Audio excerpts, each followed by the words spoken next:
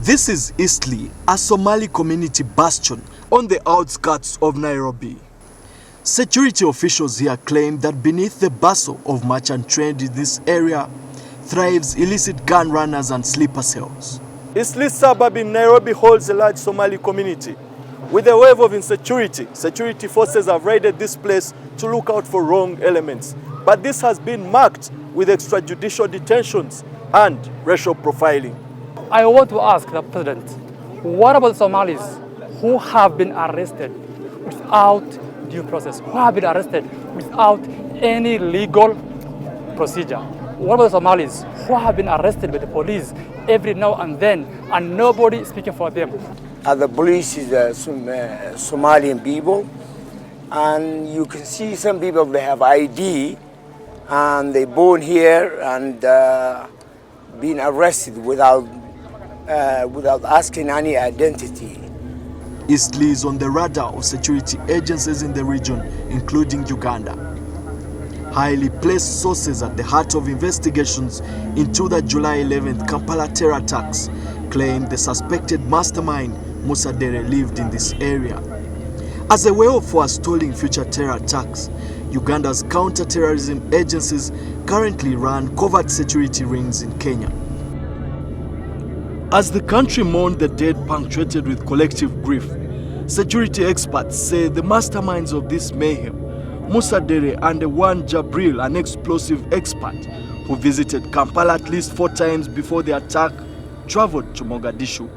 Jabril, a reclusive figure and part of the Al-shabaab intelligence wing, had run several errands for the insurgents in the region. Musa Dere grew up in Wajir, a northeastern town in Kenya. Later on in life, Musa became radicalized by a friend. In Al-shabaab circles, he was known as Abdullah Dere. He's believed to have met Fazul Muhammad, the ringleader of the Al-Qaeda in East Africa, in 2004 Mombasa, and became his personal assistant. Musa Dere lost one of his legs while fighting in Mogadishu, eventually returning home for treatment in 2006. He operated from Mombasa, recruiting jihadists in Nairobi and Wajir. In 2009, Musa, who had legal documents as a Kenyan national, rented a plush house in Nairobi's South Sea estate where he lived with his sister. Although he did not have formal education, Musa spoke English, Swahili, Arabic and Somali, a gift that he used to carefully craft his movements across the porous borders in the region. In Nairobi, he had a close relationship with some of the Somali clerics in Eastleigh and regularly prayed at the Jamia Masjid in central Nairobi.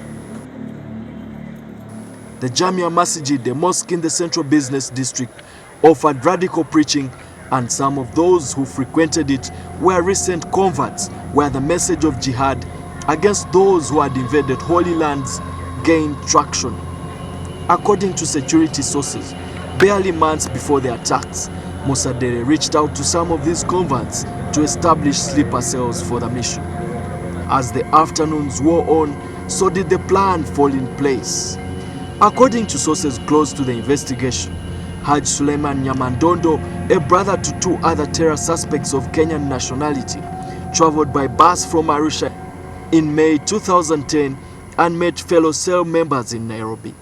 He was later handed bomb-making materials, including the suicide vests, and traveled by bus to Kampala through Malaba border post. There are porous entry points across this area. We've been told by locals that it's quite a lucrative business to help foreign nationals like Somalis, Eritreans, or Pakistanis cross into Uganda. It could earn you anything between $200 to $500. However, stringent measures have been put in place at the Malaba entry point to ensure that any terror threats are nipped in the bud. He was received by Issa Luima, the ringleader of Uganda's terror cell, according to security sources. Sources reveal that after the delivery of the bomb-making materials in May, another 4 young men beat the lax security at the border and sneaked into the country in June. They planned to carry out attacks within the same month, targeting American interests. But the plan aborted because they had not received enough logistics in time to execute their plot and had secured a safe house which they later discovered was close to the home of a UPDF officer. The four men returned to Kenya, promising to come back as fast as possible to accomplish the task at hand. Emmanuel Mutaizibwa, NTV Weekend Edition.